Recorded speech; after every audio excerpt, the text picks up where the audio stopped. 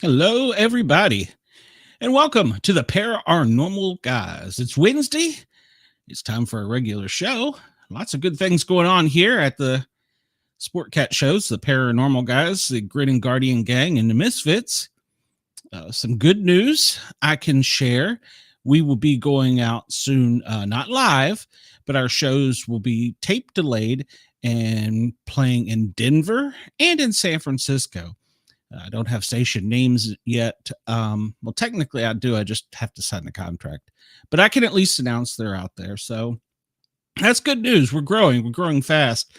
I didn't plan on getting into the West Coast market this quickly. So, but we were asked to come on in San Francisco, and after much arguing, I agreed to. So that's coming up.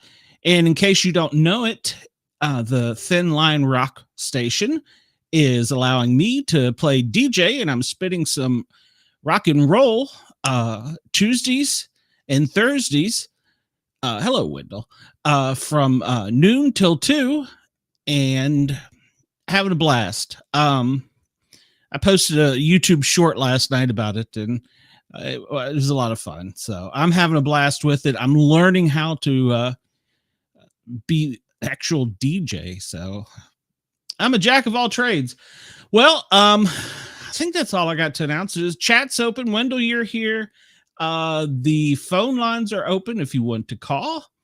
And I have got Dina backstage. Let's bring her in. So at least there's two of us in here, and I don't look so.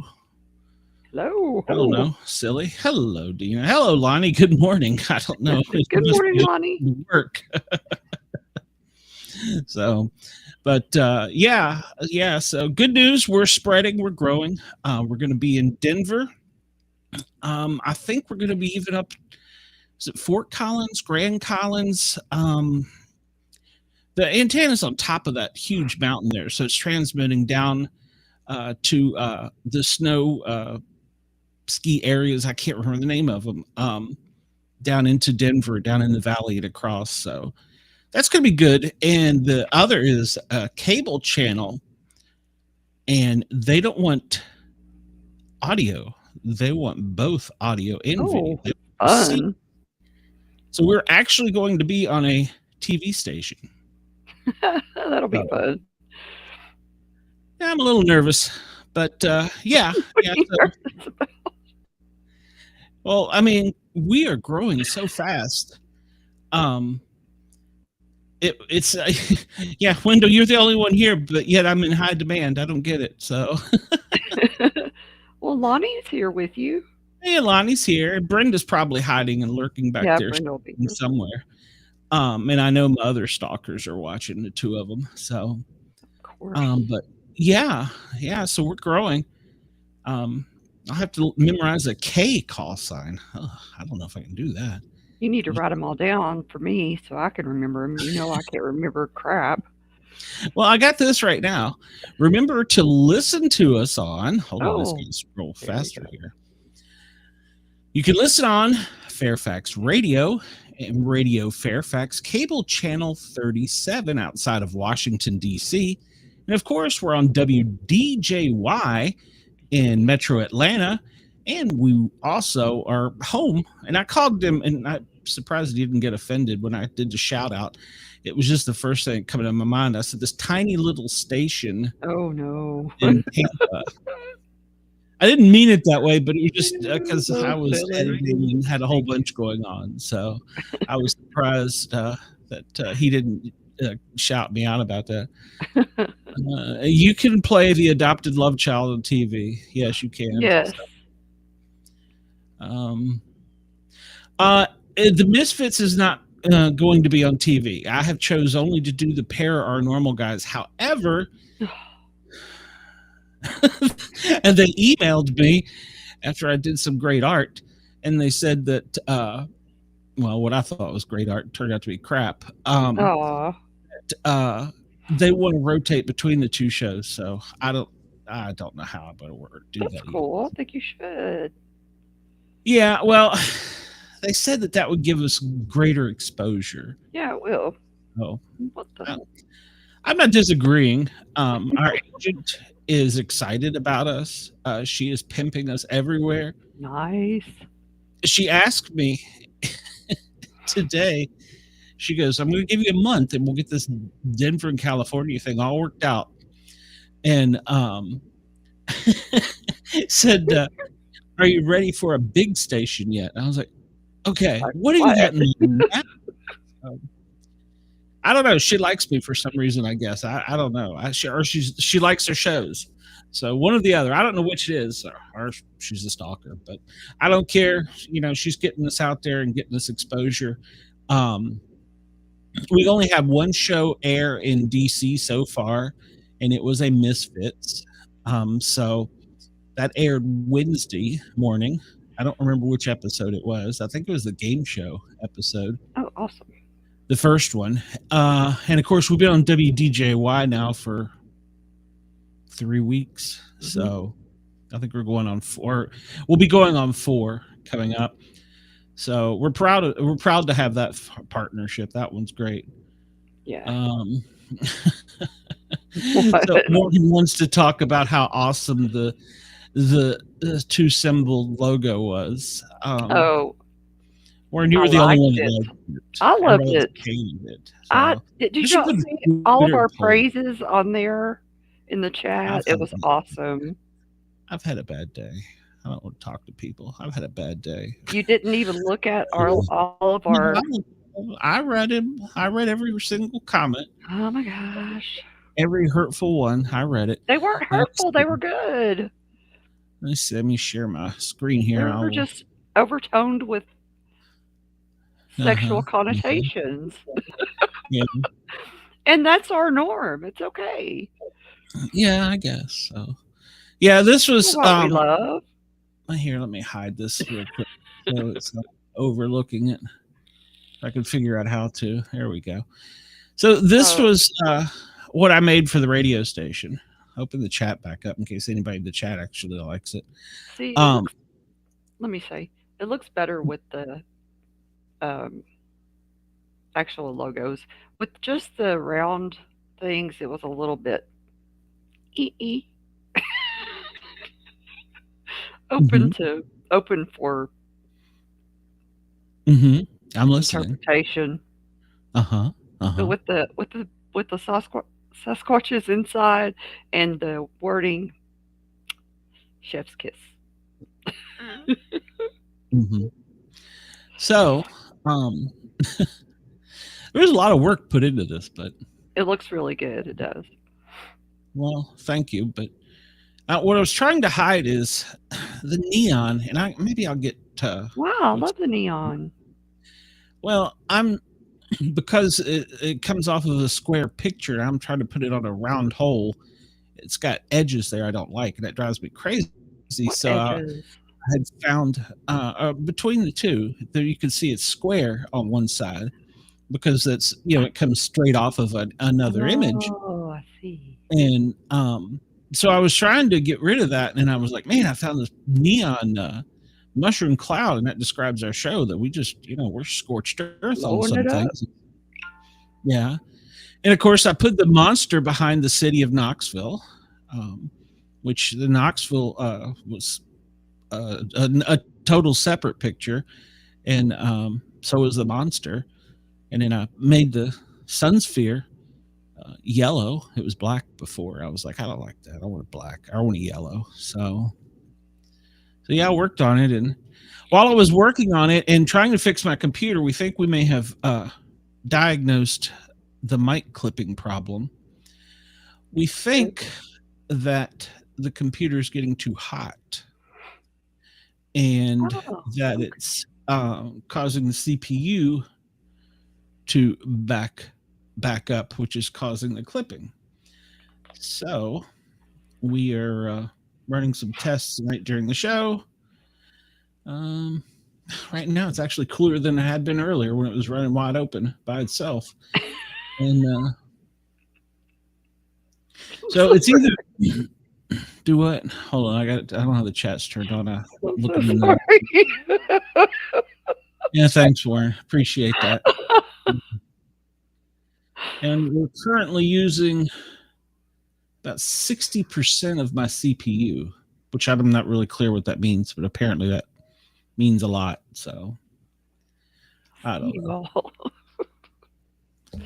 I see Warren and Wendell. I don't know where Lonnie went.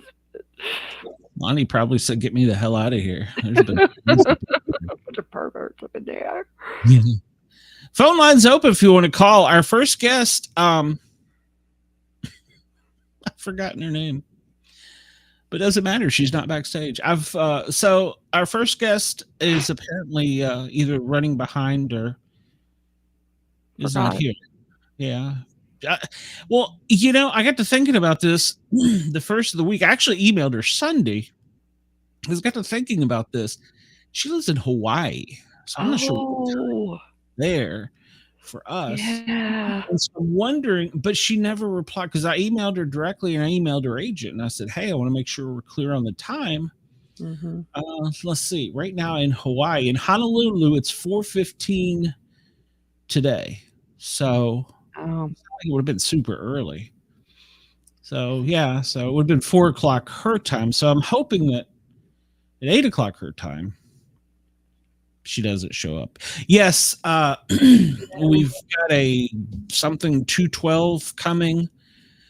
Then the kick dropped back and punted and said that I might need a liquid cooled one. But apparently I really overworked the computer by having 9 guests on because I didn't realize that it's treating each separate camera and it's separating their audio and video. So we really stressed it on that one show. So we won't do that for a while. Yep. Yes, I probably did. Like all the women in my life, Wendell, I've probably ran her away. That was a lot. That was the most people we've ever had, I think. Yeah, I won't do that again. So yeah, I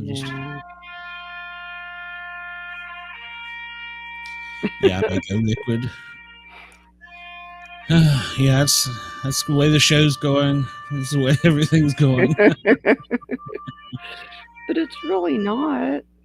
No, it's not. We're, like I said, we're growing. And I'm happy we're growing. I'm a bit nervous about it, but it is what it is. Look at it this way. If they don't lock us in one place, they're going to lock us in another place. Yeah. Well, San Francisco asked for us. Oh, if they ask for us, well then, hey.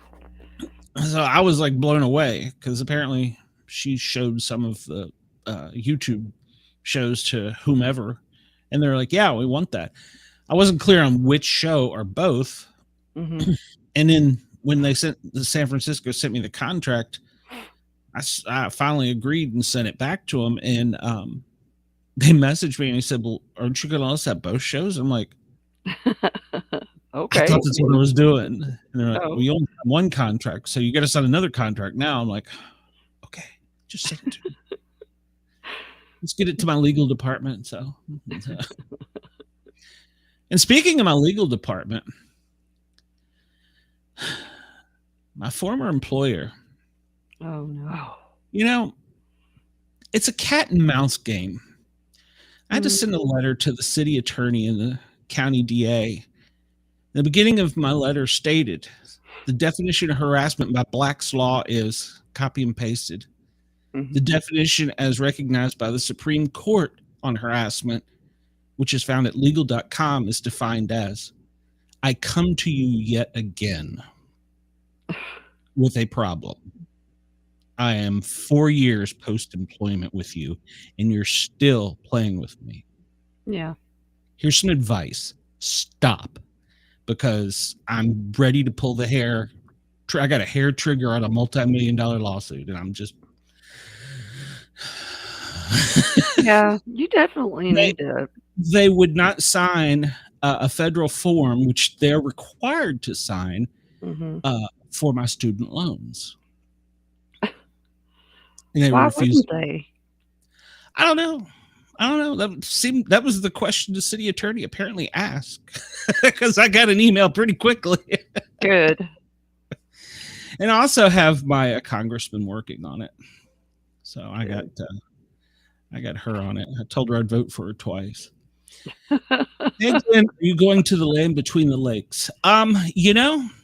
I had actually talked to Bobby about that, and I want to get up there, but I have not got a time scheduled. I'm going to be in Florida at the end of next month, so. Although, I don't know. I'll be near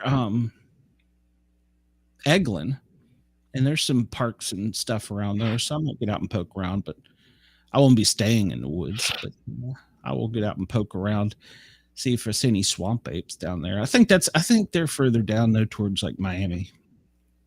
So, yeah, Land Between the Lakes is on my to-do list. A lot of people are afraid to go to Land Between the Lakes. Are you afraid? I mean, no, not really. April 568. Is that code for something? Is a bomb going to launch now or something? I don't know what that means. 5th, 6th, and 8th. Oh, I thought he was giving me his birthday, April 5th. Okay. April 5th, 6th, and 8th. Is there a Bigfoot conference going on up there? Probably up there would be Dogman. I thought about trying to do the Mothman one, just because. So I thought about it, but I don't really know much about Mothman. And someone invited me to Frogman. Frogman? To speak? To speak. And I'm like, I think you got the wrong number. You got wrong number. You got wrong number. Me, Frogman. I don't know who Frogman is. So, but I'm sure I can speak about it. I'll look up Wikipedia. I don't do just Wikipedia. I'm not sure what Frogman is. Upper Michigan is on yours. It's cold up there. Oh, yeah. I didn't realize that we had one, but when you go down to the Keys, there's a point at the end of Route 1 where you can go, and it's the furthest southernmost portion of the United States. Oh. I did not realize that there is a same marker up on one of the Great Lakes in Michigan, which is the furthest northern portion of the United States. So that might be on my bucket list. Oh, yeah, that'd be cool. With around 100 people, I think you'll be safe. That's the podcasters meet and greet. Oh, up in Land Between the Lakes. It's funny. I haven't been invited to that. Yeah, I don't know. Well, he just invited you. Well, I don't know. Maybe. I don't know. I don't know what I got going on in April. I don't know what I got going on next week. No, I've had to make a spreadsheet to keep up with this schedule. See, I told you a calendar wouldn't work. Well, I told Bobby a calendar on the phone wouldn't work. I have to have something I can look at. Well, you could pull the calendar up on your big computer too, but no, I need something I can write on. Well, so far I just created a spreadsheet, and I've gotten the most important thing that is I've gotten the due dates. Beyond the box. Oh, that's Brenda. Do you know podcast? No, I'm not familiar with Woodwalker's podcast. That's actually a new name. I have not heard that name. I've heard Wood Knocker. No, I haven't heard that one. And that was the thing about the Bigfoot Dogman thing. Mm-hmm. I love all the cryptids to death, but look at how many podcasts there are. Yeah. why I want to be different. I want to have, the guest that comes on today. She was involved in an automobile accident and she died. She was brought back to life by a paramedic and she remembers the whole thing. See, that's so interesting to me. Yeah, yeah. And I would then love to talk with her. she talked about how on the other side of the veil, the things that were there and what she learned. Mhm. Um, she could see her own body. She could see him doing CPR on her. Mhm. She saw the whole thing. She literally was brought back from uh, the Grim Reaper, and Yeah. how it's changed her life. And it was really cool. Her story is really cool. Aside from the whole near death experience, there were a lot of similarities in things I've experienced. So I Oh, was really looking forward to talking to her about that, because one of the emails I had with her while I was reading the book, I said, geez, if I didn't know better, I'd swear you were taking portions of my life. yeah. Spencer on that podcast is renting a whole campground. Well, if you know Spencer, get Spencer in touch with me. I will go as long as there's not one other show up there. If that other show's there, I will not be anywhere near it. We'll keep that off the air, Wendell. But yeah, so she had this great experience where, well, I should say great, but Yeah, I know what you mean. yeah, yeah. And then she's been obviously reliving the PTSD from it, Yeah. which was where I related the most. And it's just a really good story. So I'm sad that she's not here. I'm hoping she's okay, because she's usually pretty cool, was pretty quick to answer my emails. Yeah. So Well, maybe maybe we can reschedule with her if she had something go wrong or mhm. I'm hoping to. Yeah, yeah, because it's emergency a of great some book. sort. Yeah, Yeah. it's a great book. And of course our second author tonight, J.M. Adams. Oh, yes. It's a great book. Um, it's a cross between current events and our next election. It's kind of he's done a great. Excuse me. He's done a great historical alternate history historical novel. Is really what it is. Is it sorry, I had to get my footstool. Is it uh like if Trump had a second term, or is it something along those lines? It's a president who won an election that was an outsider. He had 4 rough years, and then he lost the election. He was cheated. The election was stolen. Mm-hmm. And then there's another guy that comes in. I'm not clear. I think it was only for 4 years. Mm-hmm. And then the president who won, like it would be like if Trump won this one in Right. 2028, it's when he's going to keep power and have another January 6th, almost to a civil war. Oh my, that's not Well, good. actually, I would call it a civil war. So it's an alternate history. So yeah, it's Andy says he got a call about a guy had a gun down in front of his pants and got his. Well, I mean, That's bad. you gotta take care of the boys. Shouldn't So have yeah, been. it's a great book, and he is a well-known journalist. He has been around the world. He has been in places just like last week with Steve, for the Voice of Mm-hmm. America. What's his He's name? The author's name? I'm so sorry. J.M. Adams. I believe he worked for NBC, but he's been around the world. He's been to all the wars. He's been to places I could only dream of going, Yeah. and seeing things that I could only dream of seeing. So I'm curious, aside from talking about his book, some of his stories. So Mm-hmm. Yeah. I mean, you don't go to do those things.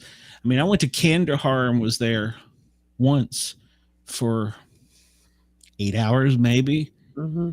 and it was a wild experience just in the 8 hours, so Yeah, I think you told me about that. yeah, yeah. So Pretty weird. his daughter is running in 2028. Well, I not in this book. She's not, but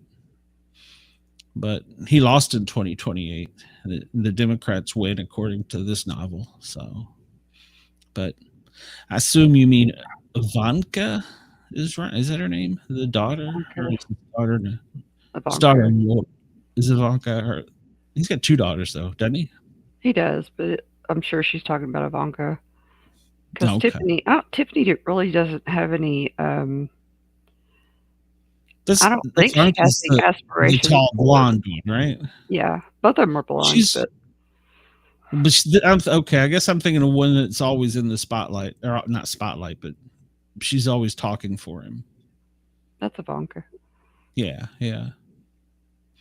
No, I have not seen the new trailer for Civil War. I understand that it's going to be released to home theater probably pretty quick. So, but it's gotten some great reviews.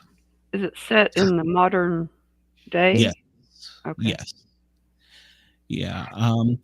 It, a movie that they really screwed up was oh gosh, now I can't think of the name of it. Yeah. Where it was the kids helped fight back and when the Russians invaded. That movie that we had in the 80s. God, and they remade Red Dawn. Red Dawn, yeah. And then when they made Red Dawn 2, it was horrible. So Yeah, the remake was bad. You say? yeah. Most of the remakes are much better. I know. Now it's a shame. They should just give them to the Marvel universe. Yeah. I don't think I've seen a remake that I've liked better out of anything they've made again. Yeah, I'd be struggling to agree with you. I don't think I have either. So, and they're still doing it. They're still remaking stuff. I don't know why. I guess they think we're going to watch it. So I guess they do. Bring it about for another generation, but they just ought to show the classic ones. Well, see, and that's we talked about this on the Misfits. Yeah, that's the thing. They can't make the 80s movies no the way that they were today. No, they can't. No way. Society would lose a nut. Then they have to change them and make all the diversity things and politically correct and it's not the same. Well, I got a news flash from Patrick Humphrey. Emergency. Biden to sign executive order. It's over. Okay. What's over? I don't know. Oh no, what's over? The United States? Warning. The Russians are on the way. Oh, they're coming to get us. Oh no. We all need to laugh. There you go. Oh God. Yeah, they couldn't make them today the way that they did before. Because, well, I mean, what was the comedian Kevin Hart said it? Comedy is dead. Comedy has died. If I make fun of you and somebody tunes in and sees this, not knowing you and I are best friends, they're going to think I'm a whatever it's called, gynophobe or whatever. And and then it's it's going to be. That's what you're trying to think of. I have not massaged anything of yours, Dina. I know. It's not for the lack of trying, for God's sake. This is definitely illegal. But so they can't because of that. You got too many rules, too many. So, well, our boss is here, so I guess we better talk nice about him now. Shout out to Yerg's Radio. Yeah. So. At little station in Tampa that could. So, and we but have. Yeah, he's grown. He's going to be taken off quick. I know. And you are right in the driver's seat. Your career could go with him or me. So I'd go with him. Stay with both of you. He has money. Heck. I don't have nothing. Oh, yeah, that's what we should You've auction got up. me. You've got me. Well, yeah, but then you leave me 2 days a week, so and he cheats on me too, so but yeah, so I don't know. Today's just been a bad day. Once I found out about that computer problem, and then other things Is it happened. actually a problem? Yeah, if it melts, it's a big problem. It's a real well, yeah, if it problem. melts. How much is those water coolers? Aren't that much, are they? No, that's not that bad. I just gotta get one and get it in, and I don't know how to put it in, so I gotta have somebody do it. It's not hard. How do you know? You have to reset your computer every day. Just the driver. It's just I don't know No, why it's doing that. No. This is Butthole. something you have to take it apart and bolt in and hook stuff to it. Yeah, but it's hey, JT had Yeah. one. If he could do it, you can. I'm not even commenting on that. Yeah, sure. So I got to get that. So that'll probably be, well, depending on which one they settle on, it should come in Monday. So hopefully they'll take the computer apart and get it all back together. If worse comes to worse, I'll boot up the laptop and we'll run from that. Yeah. Actually, Won't be that big a deal, really. I don't think he ever put his on. He sold it to somebody. Now, where is he? Why isn't he in our chat? Him and Sonya both. They're still in Florida. Yeah, they're still in Miami. Yeah. When that comes, and then I think we're gonna upgrade the RAM too. So I think I'm gonna. Yeah, because right now I'm at 48% memory, 70% CPU, and what's the are we near melting yet? And it's 91.3 Celsius. A maximum it should get is 95.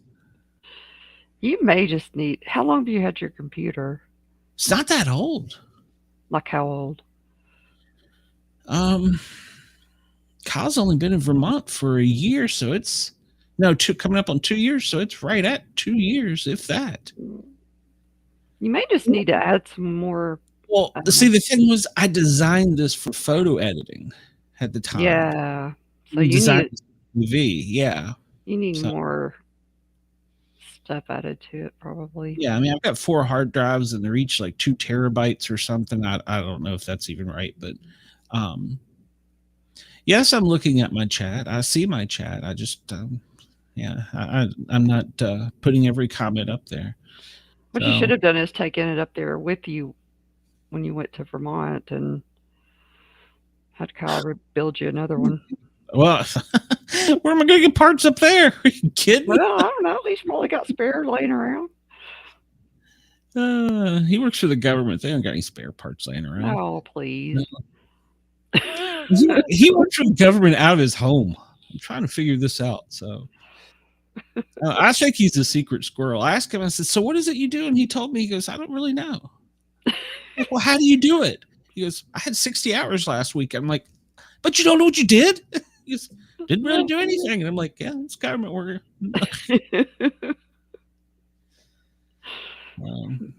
It's under Homeland. I know that. So he's doing something. He's secret squirreling. I can do everything from home now. So yeah. I mean, look, we had a president that won the election from a basement where they just had a picture of him doing this. So yeah. Yeah. They stood him inside of hula hoops and everything. Hula hoops. Hula hoops on the ground. Did you remember that? No. Oh my goodness. Biden was doing hula hoops? No, he did not do hula hoops. They stood him inside hula hoops and put people 6 feet away inside other hula hoops. Oh, during COVID. In the backyard, yeah. In the backyard, yeah. Yeah. So Yeah. they would be in their little bubbles of hula hoop space 6 feet away. Yeah, Outside he's in the temps are at backyard. 33 and 40. Yeah, I'm currently at, hold on, I'll pull it up here. I'm currently at 91.3 Celsius. So yeah, I'm pushing it. I'm pushing it bad. So, Because I'm so hot. and well, I didn't realize that was a problem. Yes, it's you. You're melting my computer. So I don't even know what the conversion to 93 Celsius is. But Kyle said if I smelled smoke to call 911. So Yeah. Toss it out the window. he's like, you got it how Right. hot? I'm like, I don't know. No. Yeah. So if you start hearing me clip, let me know. I need to You're screenshot it. still and send it. popping. I mean, you're popping. I don't get this. It's going to drive me crazy. Yeah. Well, Not every time. I don't know that 93 is enough to make it pop, but I don't know. I think we'll get to the RAM too, because I think I've only got 32, maybe. Hell, I don't know. You definitely need more RAM. But I'm only using 48% of it. 62% of my CPU. And Ross said that's 203 degrees Fahrenheit. well, that's pretty hot then. So yeah. You're damn hot. Yeah. I might have already baked the inside of it, which is going to be another problem. That could be the reason for the popping. Would be.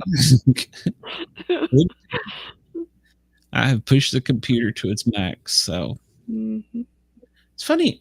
It doesn't. I mean, if you remember, I always tell you after the show, it's so damn hot in here. Yeah, it's probably just I thought it was the monitors and the lights and not having a fan on. heating your room up. But all three of the lights are LED, so they don't put off light.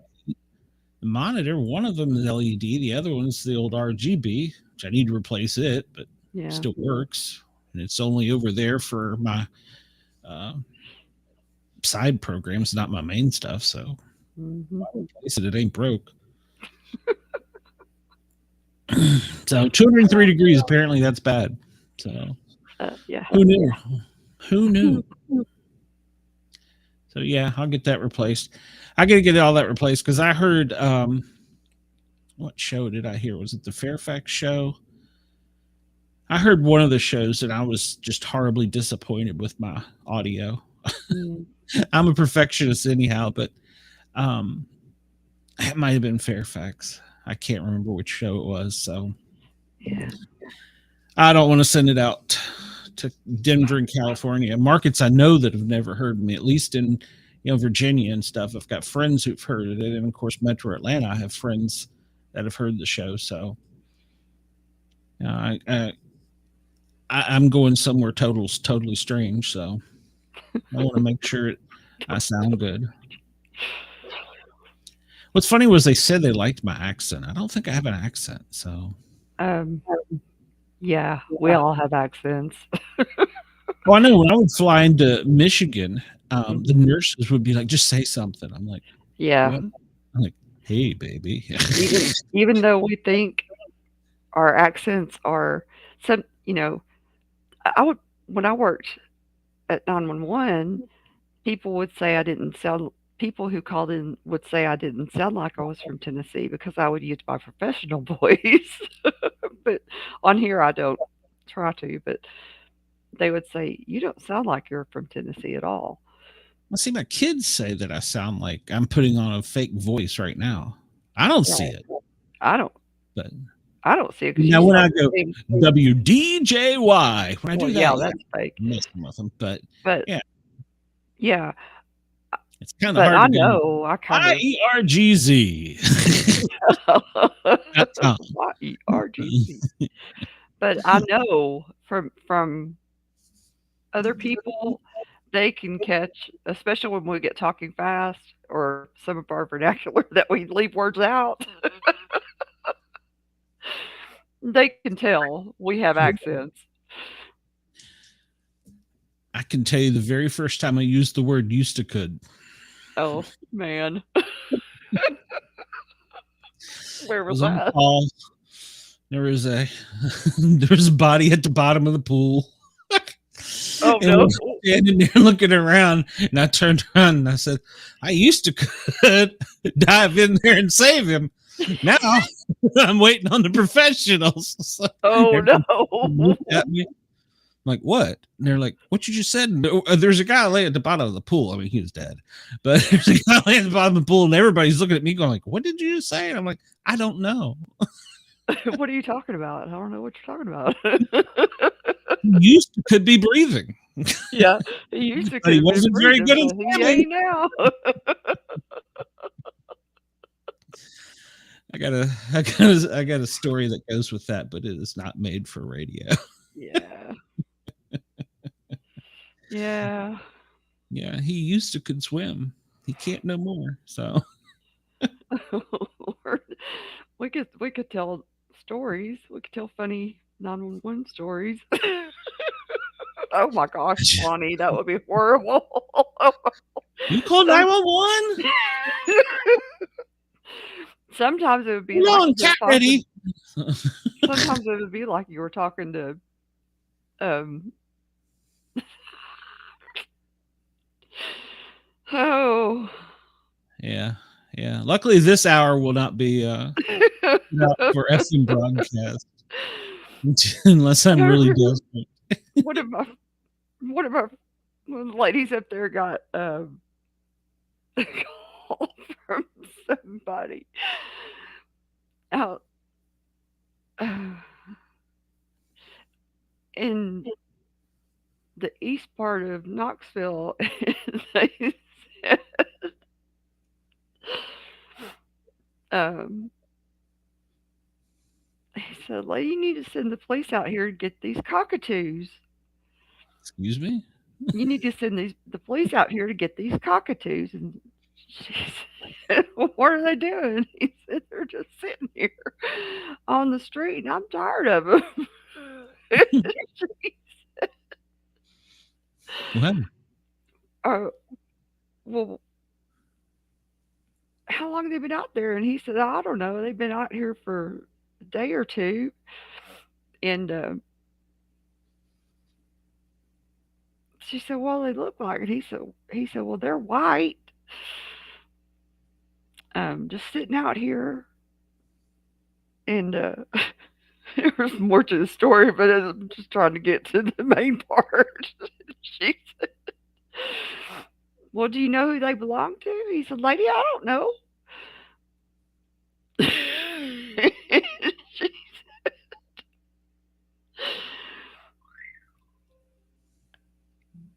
she asked, well, can they fly? Can they fly or anything? And he said, what are you talking about? And she said, can the cockatoos fly? And he said, I don't know what you're talking about. She said, the birds. He said, birds? He said, prostitutes, ma'am, prostitutes. She said, oh, I thought you said cockatoos. That was out near the zoo. And they started laughing. Wow. I've never heard a prostitute called a cockatoo. Ugh. No, Thought she that was heard the coupon they cockatoos in used. her Yeah. ear. But it was Is this a coupon where you get half off cockatoo. cockatoo? I don't know. She heard Would it be a two? cockatoos, Or would that be a and two the for guy one? was talking prostitutes. So I was like, oh my gosh.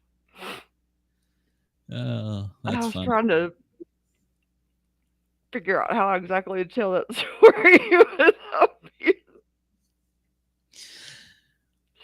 I don't know how the Wendell knows this, but he knows cockatoos can talk. So. Yes, they can talk. Is that that's the one that was with Beretta, wasn't it? Yeah. Beretta's bird, yeah. Mm-hmm. And get high. Oh, okay. Well, we all like to get high every now and then. Some more than others. So. We've had some too many. That's what I like. Actually, I had one before the show. It's not working, but I had one before the show. Yeah, you're moving kind of slow there, We're Mr. still, and we still haven't got Saturday show lined up yet. Hey, I'm what gonna be is the stressed. date? I mean, what is today? Wednesday? We'll get it. We'll have it by I'm gonna be tomorrow. stressed with this. So, okay, I'm gonna hold you to that. All right. So, I'm gonna be stressing on that. So, Stop it. oh, and we will be inviting some of our guests back. Actually, let me rephrase that. We'll be inviting all of our guests back at different times. Yeah. That would be probably a better idea for right now. Especially while my computer's running at 500 degrees. Yes. Yes. So Your yeah. hell computer. Yeah. Well, it is glowing red, so. Do I need an organic podcast promotion? Is that something I can smoke, Miss Milla and Kutan? So How much does it cost? I don't know. I think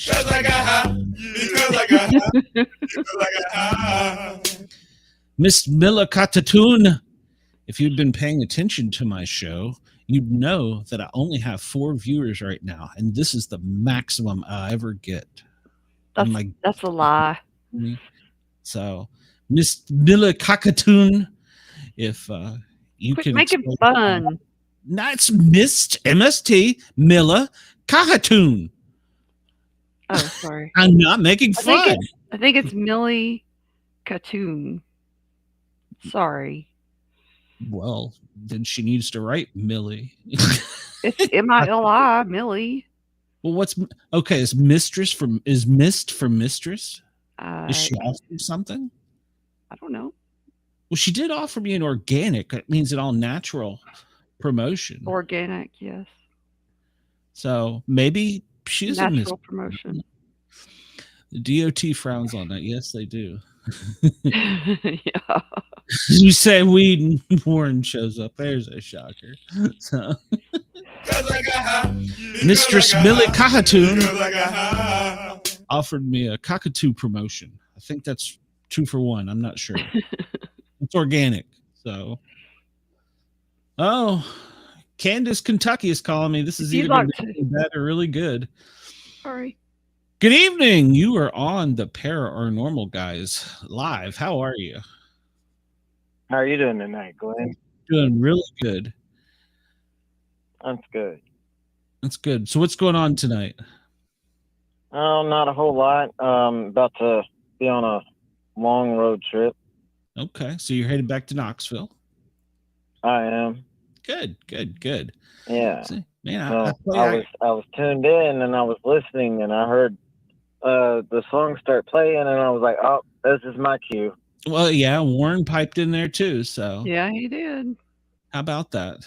I play that one song and I get both of them. Next, Todd. Todd, where are you, Todd?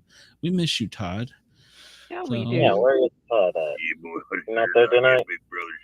I haven't seen Todd in a while. I hope he's well. So, all right, man. Well, thanks for calling. You're going to be headed back tonight. I'm going to be starting that direction tonight, yeah, in just a little bit, very shortly. Okay. And I'll be on the road, and I'll be home at least a day or two. Depends on stops and stuff and sleep. Be home for Christmas. Okay. Well, be careful. Yeah, be home for that, I hope. Yeah, I hope so. Be careful, and we will talk to you soon. All right. We'll see you later. All right, man. See ya. Bye. Good night. Good night.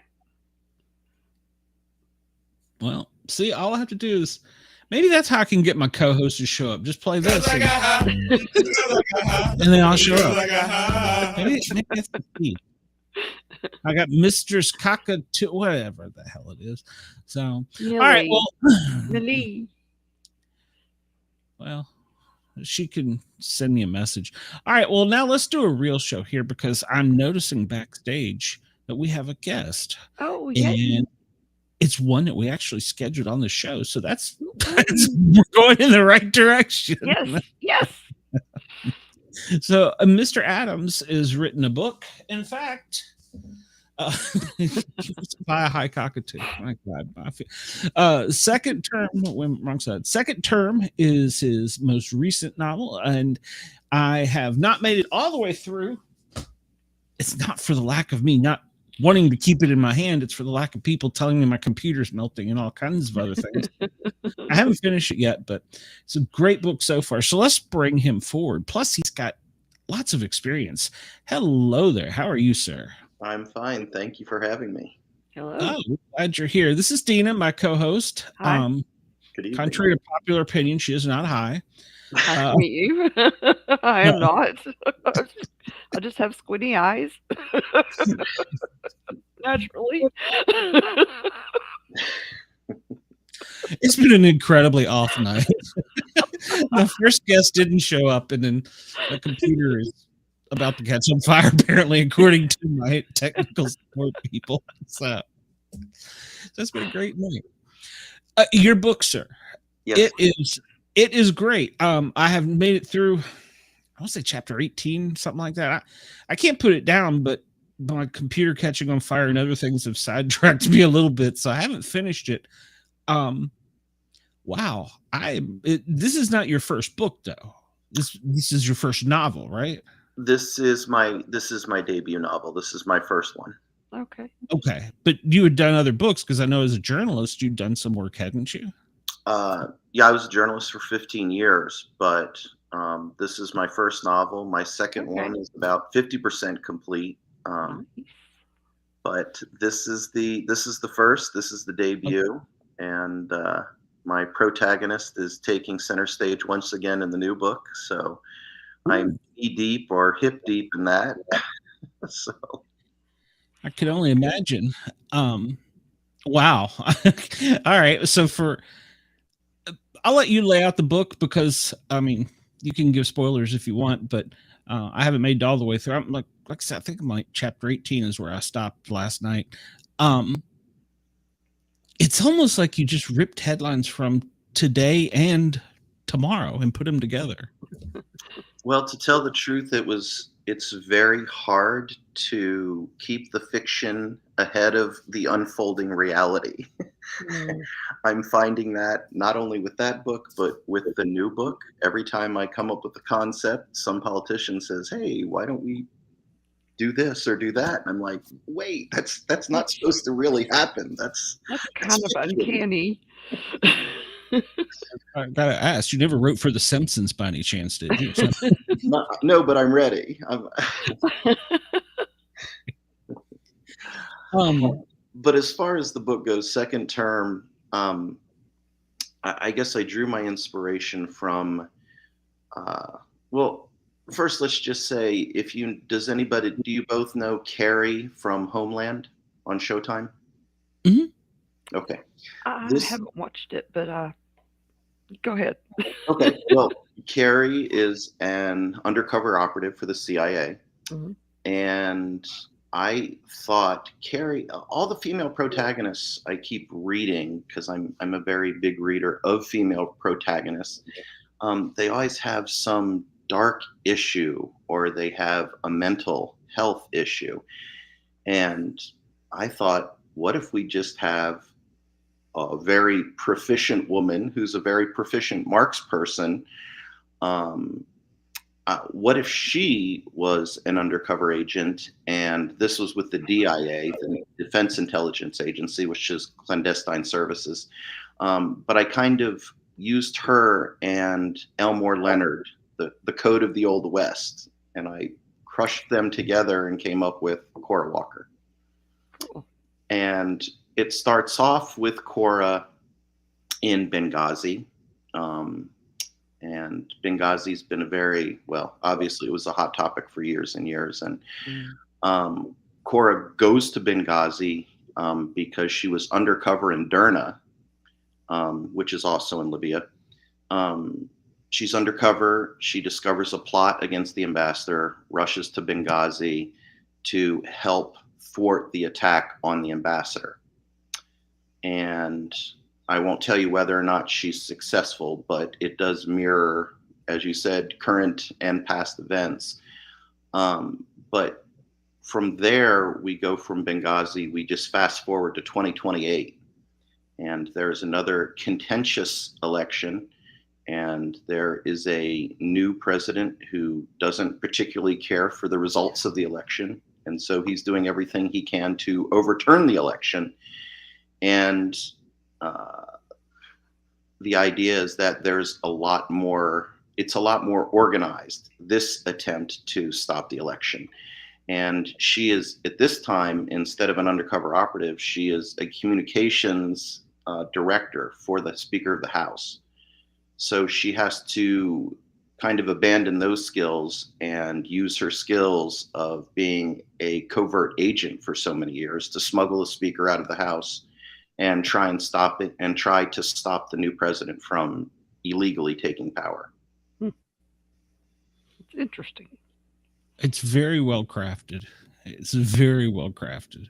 The only part where I'll say you had a got me moment was at the very beginning. I didn't realize it was a female until after the first kill. And I should have known it. I read the cover, but it was the way it was written. And then it dawned on me. I was like, oh, that's right. Because it was written like it was a big, bulky guy in the first, I don't know, maybe chapter, I don't know, first little bit. And then after the first kill, with her comments to what she said in the Cadillac, or the big black car, I was like, oh, that's right. Right. Well, I was dropping little breadcrumbs. Like I was talking about her doing the husky man walk. Oh. Since it's in first person, if you're doing your husky man walk, obviously if you're a big husky man, you're doing a husky man walk and you wouldn't say that. But if you're a female and you're doing a husky man walk, so there was breadcrumbs along the way. I didn't necessarily hide her gender from anybody, but when people first read the book, they're like, well, you don't say you're a female. And I'm like, well, it's written in first person. Like I don't walk around saying I'm a man. I'm a man. Right. I know I'm a man. So I don't need to have that inner dialogue telling me that I'm a man or a woman or whatever else in this day and age. Yeah. By no means of complaining, because it kind of was like a hook to me to catch me, because I was like, and then from there on, it was just steamroll ahead. Excuse me. But yeah, it's, like I said, it's almost like you're pulling headlines from the past, present, and you're reading the future, like Matt Groening or something. And I think it's his name from The Simpsons. And, and doing it, I was like, man, it's, so would you classify this, and I hate to really use this term, but as like an alternate history book, or? Well, I was told by the people that picked up, there was a couple of publishers that vied for the book, and they said it was predictive fiction. So okay. It's I've heard it called predictive fiction. I've heard it called political fiction. I've heard it called women's fiction. So, and even literary fiction, which I won. The books won 5 awards. The first award was for literary fiction. So it's all over the place. I don't know. I didn't set out to write in one specific genre. I just had a story to tell. I knew where I wanted the story to go. And honestly, during the writing process, I got surprised a few times because I had plotted out or outlined what I was going to do. But when it came time to do it, some of my characters were resistant. And it's very strange as a writer when your characters are telling you what to do. I'm like, wait, I'm the author. And my characters are like, yeah, but I wouldn't do that. So I bet that's like very odd. well, you know what? It is very odd. And there's a section in the book where, and I don't want to give too much away, but I know exactly what course of action she's going to take. I mean, literally been in the outline since day one. Yeah. And as she was about to do it, I was like, I would do that. Yeah. She wouldn't do that. And she didn't. And I was very disappointed in her. I was like, you can do that. Yeah.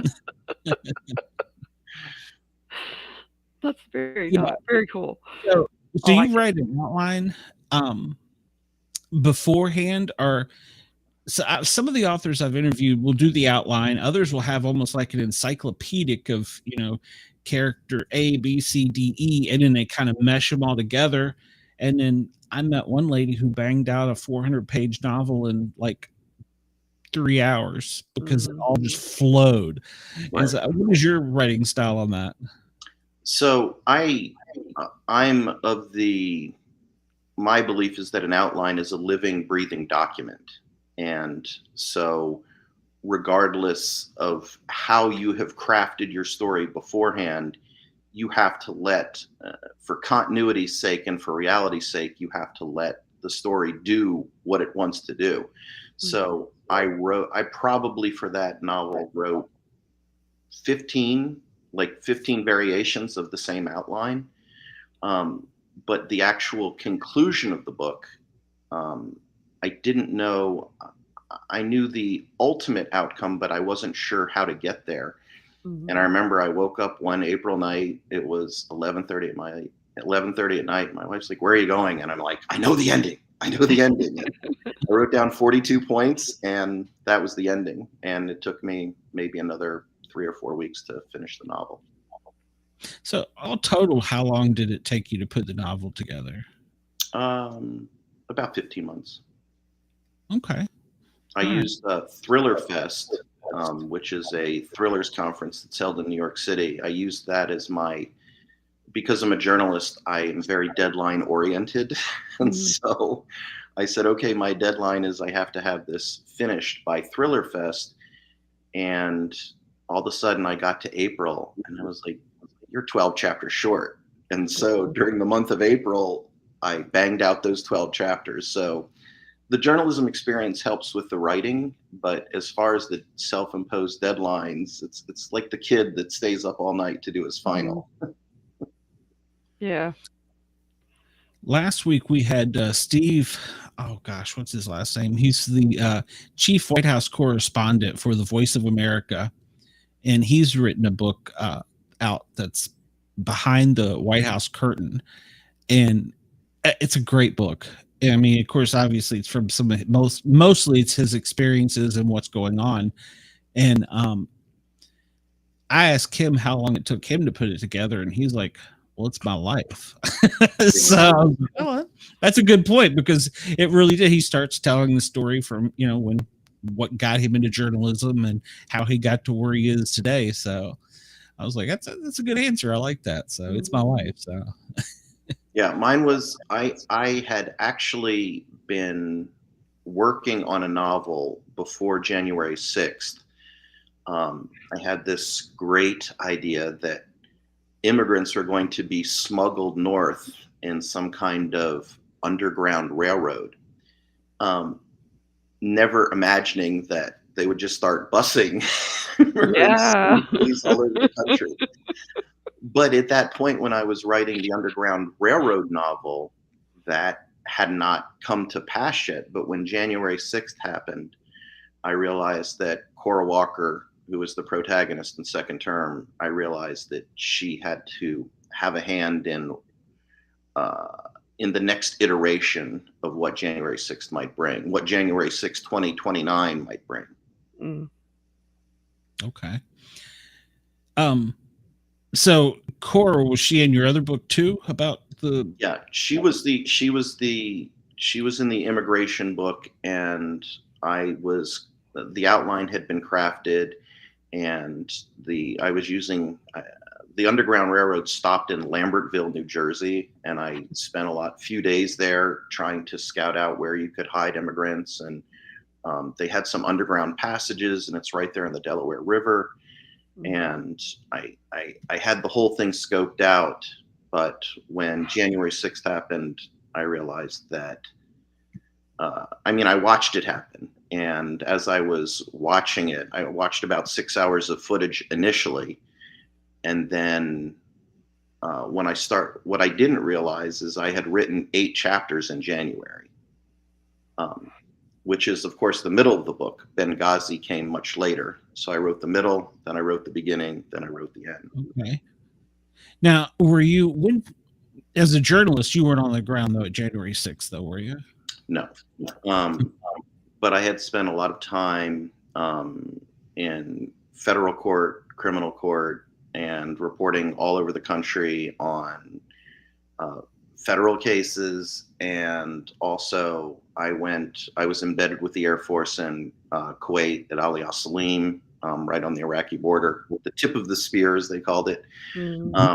And right after 9/11, I was sent out to sea with the United States Navy, the USS George Washington Carrier Battle Group that was patrolling the skies of Manhattan right after 9/11.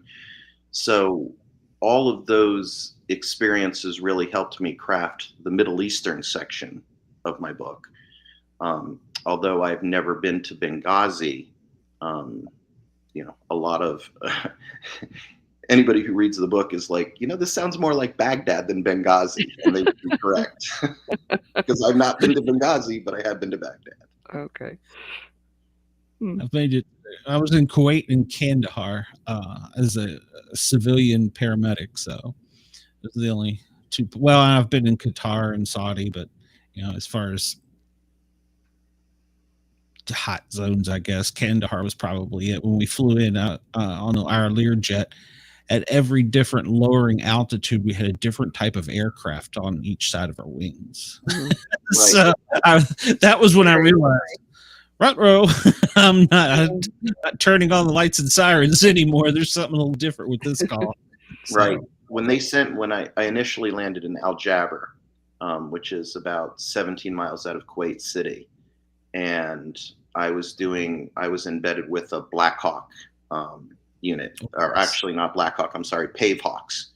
And so I was embedded with the PJs, and they are the guys that go out and rescue pilots that have been shot down, people who have been stranded, things of that nature. Because I was there when they were enforcing the no-fly zone over Iraq.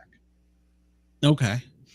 Yeah, those are the special forces. Yeah, I mean, those guys are amazing. And, we did brownout landings, and I get a little bit airsick. And so I would get sick every time we went up, and they'd be like, do you want us to put you down? I'm like, I'm fine. I'd be shooting with one hand and throwing up in the bag with the other. Yeah, I probably would have too, but I would have loved this. Yeah.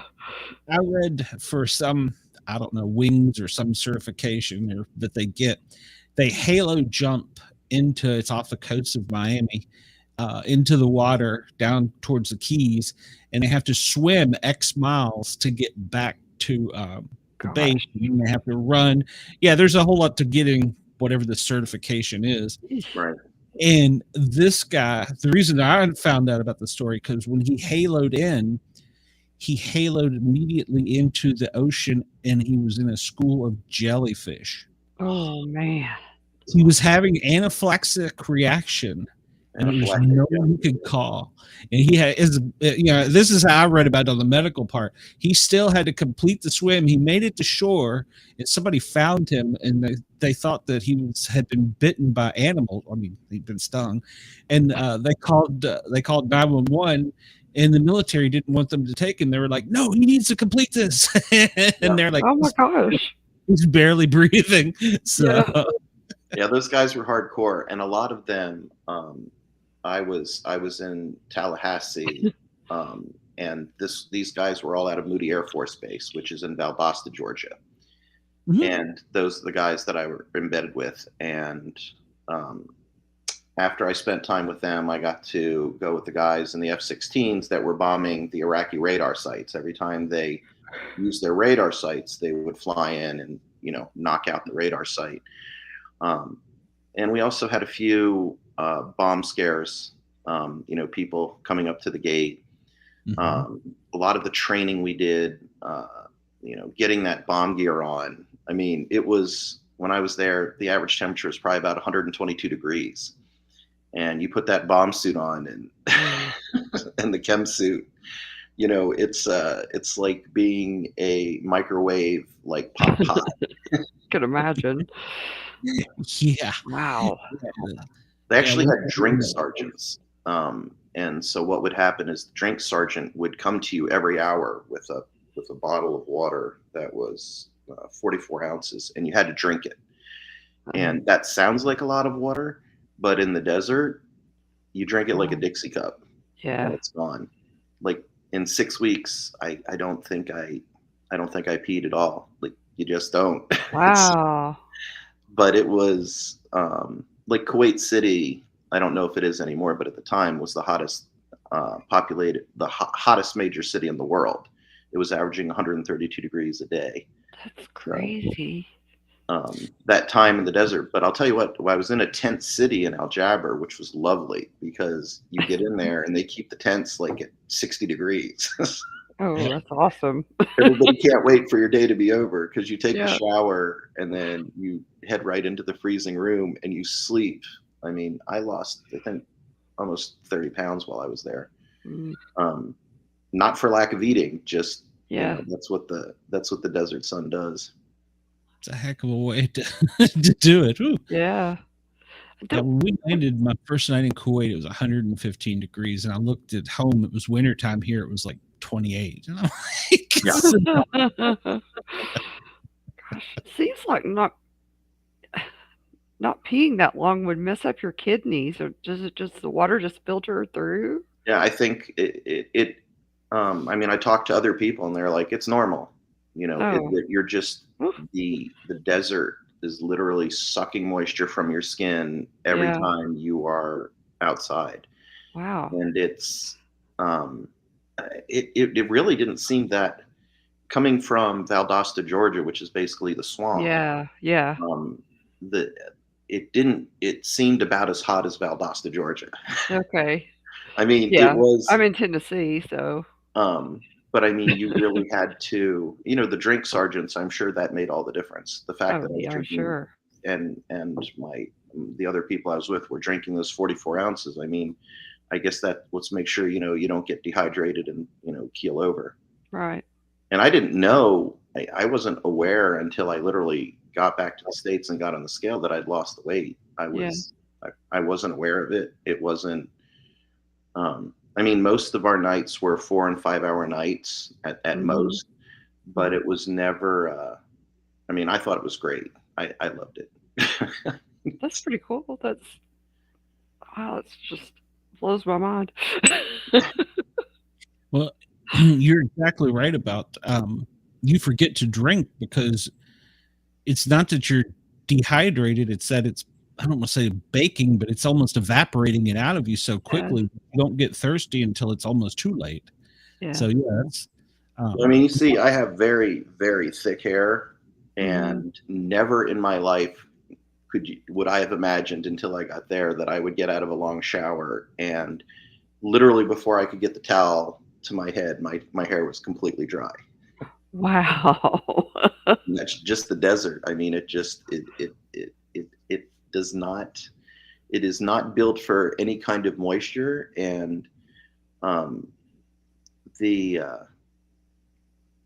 the way you find the different ways you find to enter. One of the guys they're playing baseball with camel spiders. A camel spider is about that big, Yeah. and you can't. They're like steel bugs. Like, obviously, they're not made of real steel, but they might Right. as well be. But I mean, all of the interaction we did. I mean, Ali Al Salim was an amazing air base because that was a NATO air base. So the French were there, and the Tornadoes, and the British, and so that's where all the armed forces were together. As where Al Jaber was it was the Pavehawks and the F-16s. Yeah. nice. Now you need to go to Antarctica. Yeah. That's missing from my resume. Yeah, that I wanted to, as a paramedic, you can volunteer for a tour duty because most of the time in the public safety section, you can volunteer to do a year. You get paid, but you have to go in a year time. And I was looking at some of the contracts, and they won't renew them after 2 years, which I always thought was odd. And then so I was asking about it, and they're like, no, you will get mad up here. And I was like angry, and they're like, no, you will like get Go mental crazy. up here because you're so isolated. It's either dark or daylight for so long, and especially in public safety. Thankfully, you're not doing anything. You're sitting around waiting for Right. something to happen.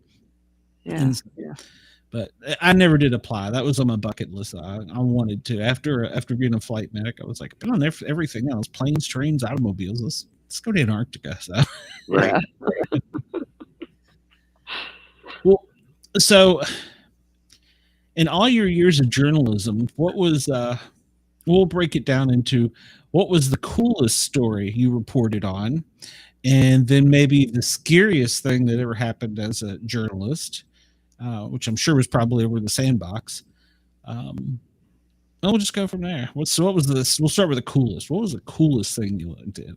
I will say that being on a flight deck when they're doing night shots is, I mean, that was also kind of a bucket list dream come true thing. But when you're there at a mobile landing strip in, the Hudson River and the Atlantic Ocean, and the deck keeps catching on fire because there's so much oil, and they're just in jet after jet after jet after jet, flying all the sorties. To say that, I think America now has, I think we have 34 carriers in the sea at any given time. That amount of power on one ship, and it was in the middle of a carrier battle group. So there was, I don't know, because I went from ship to ship, but mostly I stayed on the carrier. But just the carrier itself, I mean, the fact that you can put 200 aircraft on a given target, and there was Super Hornets, there was Super Tomcats, there was F-14s, there's F-18s, there's AWACS, and the elevators keep coming up and bringing jets up, and then they're just taking off and taking off. It was, and also the fact that it was at night, so it was very, it was Disneyland on steroids. I mean, there was light and fire, and I had earplugs and Mickey Mouse ears on, and when the jets were getting ready to take off, like you could actually feel your teeth moving in your head because that's how loud it was.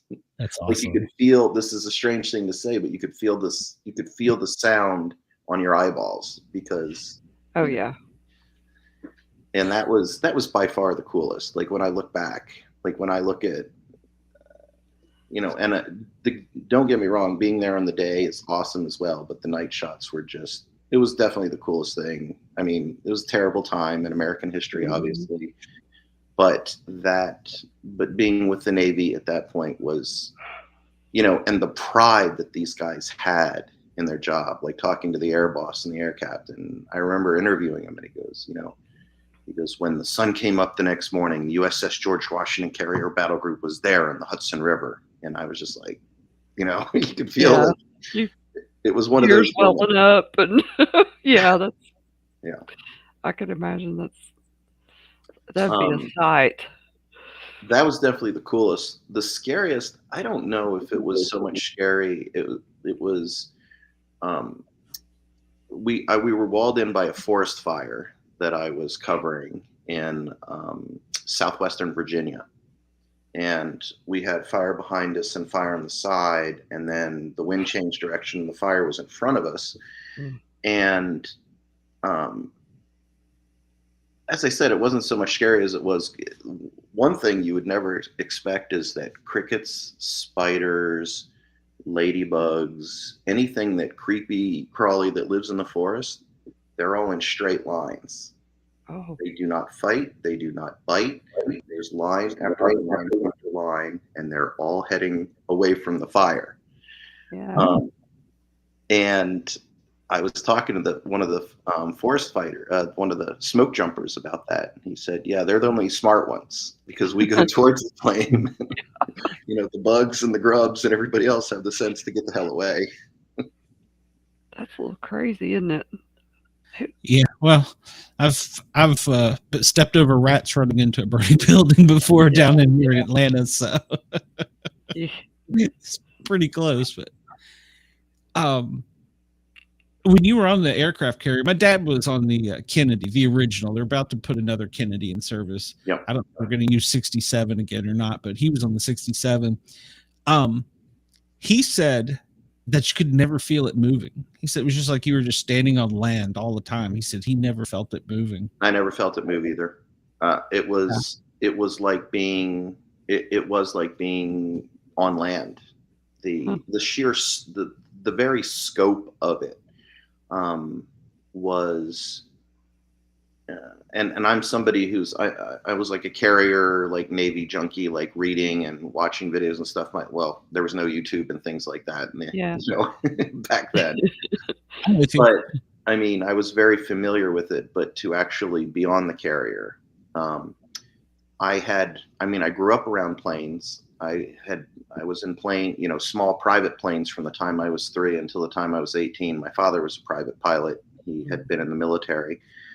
And but they don't supervise you that well when you're in there was a lot going on. But I remember my photographer was getting a shot of an F-14 that was, let me get my hand in there, turning.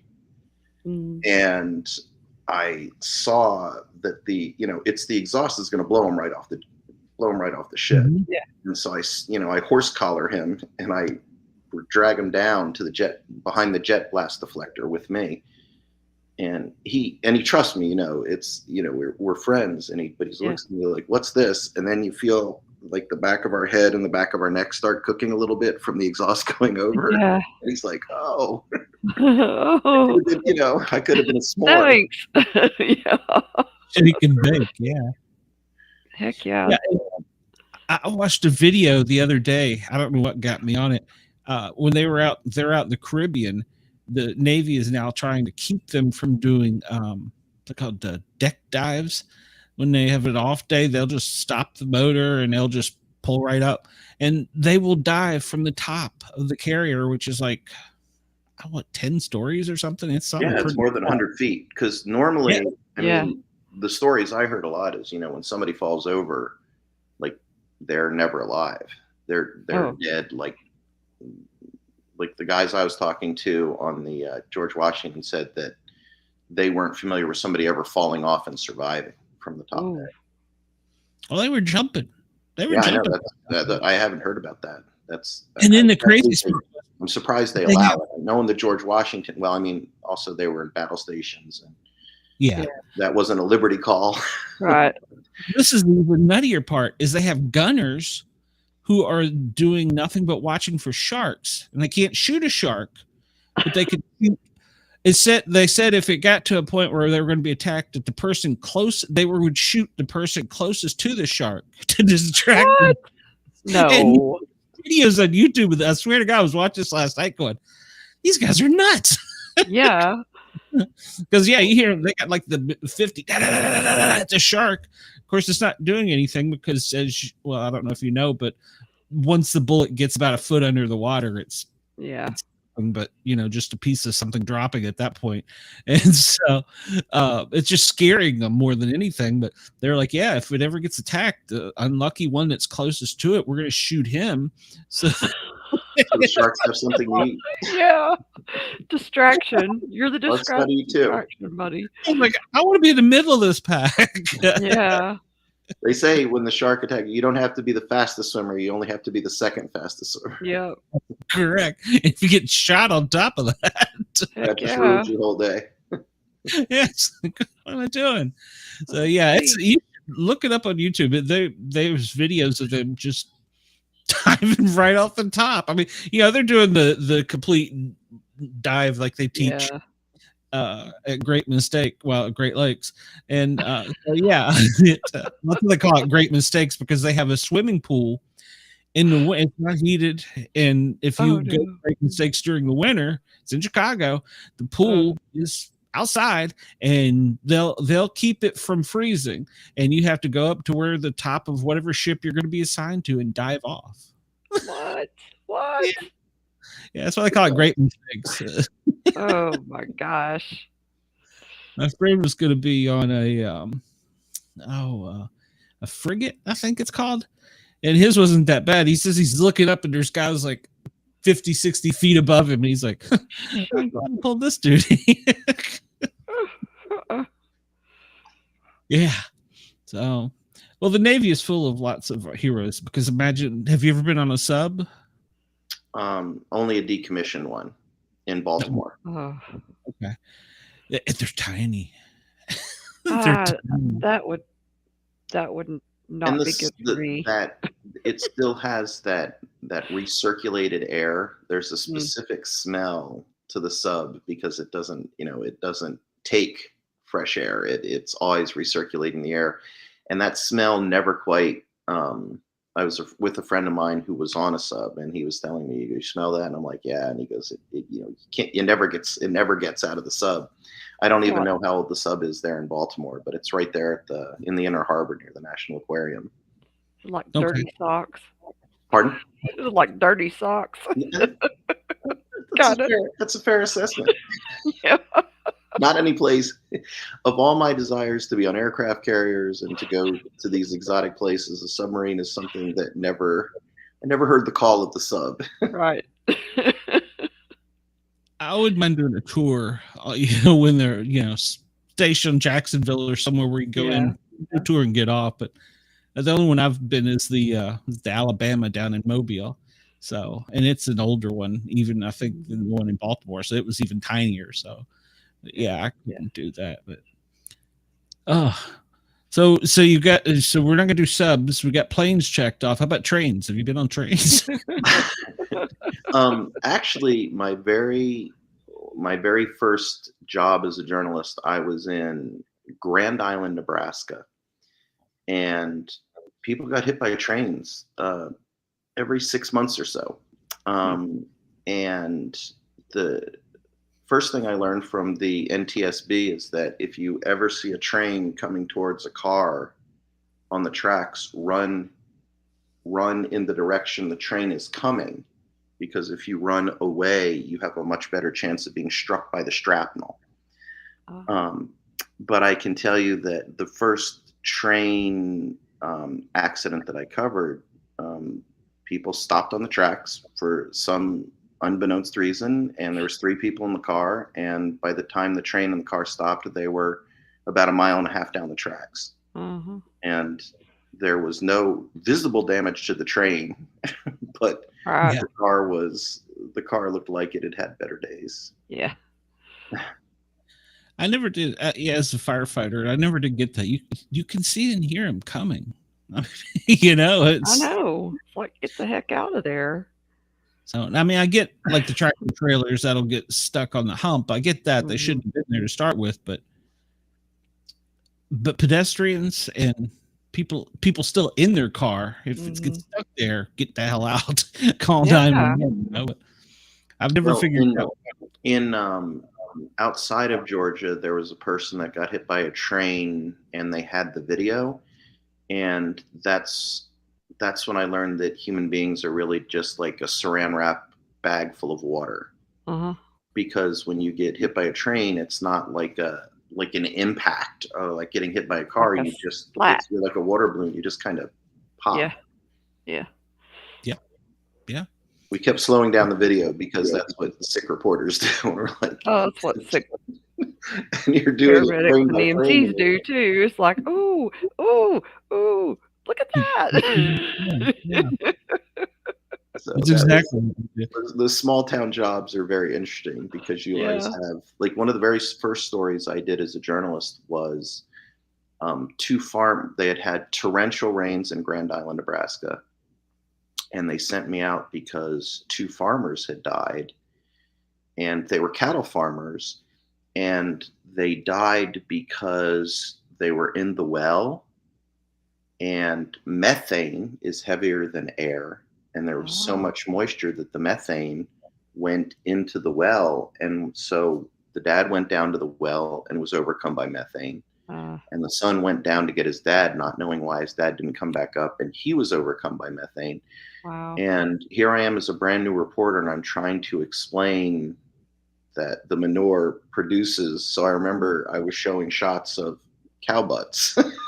To explain how the methane had collected in the field. And oh gosh. So the small town, my earlier jobs before I made it to Charlotte and before I did national news, Grand Island, Nebraska, and Valdosta, Georgia. Those were very interesting ports of call. Yeah. And when you Oh, pronounce something incorrectly, oh mhm. my God. Yeah. I said, like the Vidalia onion, I called Vidalia, but it's not, it's Uh-huh. Vidalia. And you would have thought that, I shot Robert E. Lee. They pronounce it Belia down there? Yeah, the station got, well, I in didn't know that. Virginia, they call, James Buchanan, the president. Yeah. Well, the name of the town that he's from is called Buckhannon. That's how the locals pronounce it. I'm Did like, not know that. and I tried to have you don't want to have the debate. I learned. Oh, no. No. But you learn a lot of little things in every place you go. Like up in Massachusetts, Peabody is pronounced Mhm. Peabody. So, Okay. everybody has their little picadillos, if you will, Yes. region to region. Yeah. I was dispatched to a call on whatever it was, 123 Houston Avenue. And this is the GPS. And I'm going through the map book like crazy, trying to figure out where the hell it is. And I finally asked the dispatcher, said, "Can you spell it?" She spelled it Houston. I'm like, "That's Houston. That's Houston." No, it's Houston. We're arguing on the radio. That's what they have in New York City. New York City, Houston, it's Houston Street. Oh. And I said Houston, and they were like, Houston? They're like, "We're not talking about Texas." And I'm like, okay. You're like, sorry. yeah, okay. Yeah, that one. I was like, "What's wrong with you people?" Yeah, I would never have thought Houston. I was trying to figure out how to spell Houston when she corrected me. Yeah. Stupid later, but I argued at the moment. I was like, "That's Houston. Say it right." See, I would have thought Houston, like Halston. That's why I was scouring the book, because Yeah. he never thought to look for Houston. Right. No, I needed a translator when I moved to Atlanta. Yeah. And I just came from up the street in Knoxville, so it wasn't like it was that I far. know. Well, that was like when I was in Valdosta, and they were explaining to me what a Yankee I was. And I said, well, I have friends in Macon, and Macon is like 100 miles north of Valdosta. And they said, "Oh, they're Yankees up there." It's 100 miles south of Atlanta. Right. Yeah, I got No, in they're trouble. Yankees. Dean and I worked in the Knox County 911 center together, and I got in trouble at the 911 center because they were always calling me a Yankee. I'm from Northern Virginia, Fairfax, Mount Vernon, right outside of DC. Yeah, you're a Yankee. After a while, I'd only had so much of this, and finally I asked him, I said, "Did your all's GED not teach you where the Mason-Dixon line was, for Christ's sake?" Yeah, that pissed them all off. So. I had a similar conversation because I lived in Virginia for 10 years. I went to George Mason University, and I said to the Georgian, I said, "Who is on Stone Mountain?" And he, puffed out his chest and he said, "Jeb Stuart, Robert E. Lee, and Jeff Davis." And I said, "Where were they born?" And they cocked their head, and I'm like, "Virginia." Yeah. They're all Virginians. In Georgia, yeah. And believe it or not, we have terrorists that are threatening here in Atlanta to blow it up. Yeah. Oh my gosh. We live in a crazy world. We do. We really do. That's what both of my books try and cover. I spent the second book that I'm working on right now. I spent about a month on the border towns in Piedras Negras, which is right across from Eagle Pass, which is where Shelby Park is. Mm-hmm. And I was traveling in and out of Juarez, walking back and forth over the bridge to El Paso. And then I was also in California in San Isidro. Mm-hmm. And all these places I encountered ICE agents, I encountered cartel, I encountered people looking for holes in the wall. Mm-hmm. And I got so much more than I could have expected in terms of research material. Yeah. I came home with just a treasure trove of information. So I'm not to the Texas segment of my book yet. We're still in Washington D.C., but I'm excited to finish up the D.C. part and get down to the border towns of Texas. Well, if you make it to Mount Vernon, just add a Glenn character for. Out of what? What? I said add a Glenn character if he makes it to Mount Vernon, Virginia. Because I'm addicted, I'll have to get the book. How long ago was it you were down at the border? So I just got back from a trip to Houston 3 weeks ago. But I spent all the time I spent in El Paso and in Eagle Pass. That was last March. Okay.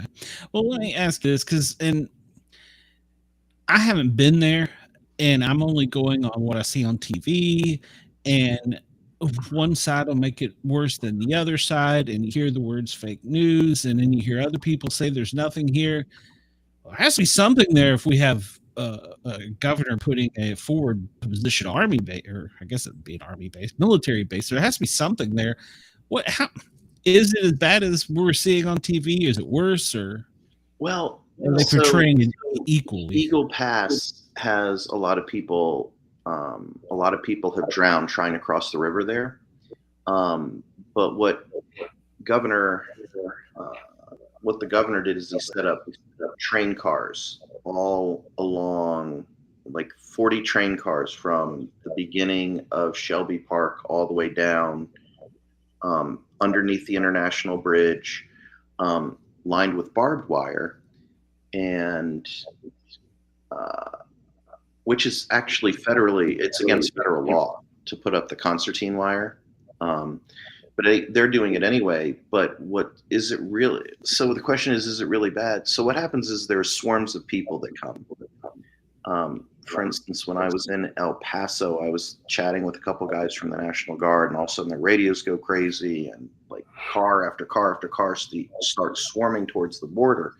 And so I'm running to the Del Norte Bridge because I want to get into the action and see what's going on.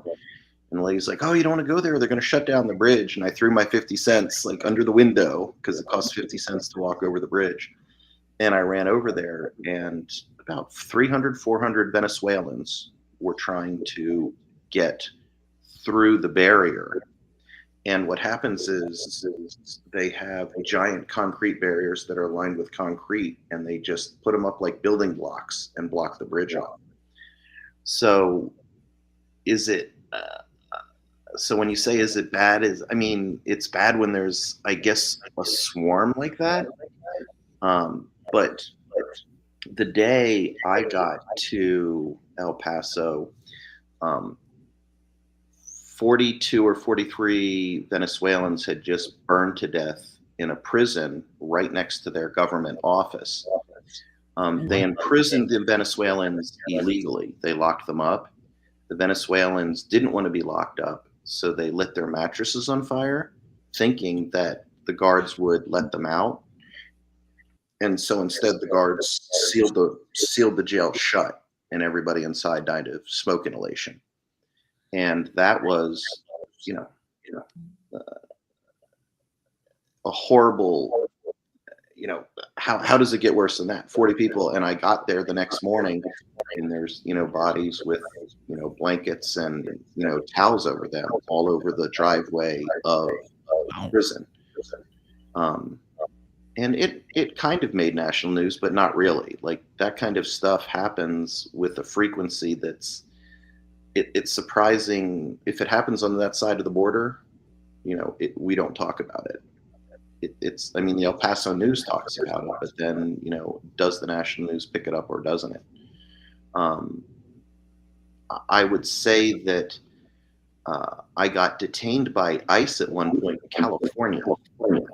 And I was like, "What are you doing?" And they're like, "State your business." And I'm like, "I'm an American in California. Piss off." Yeah.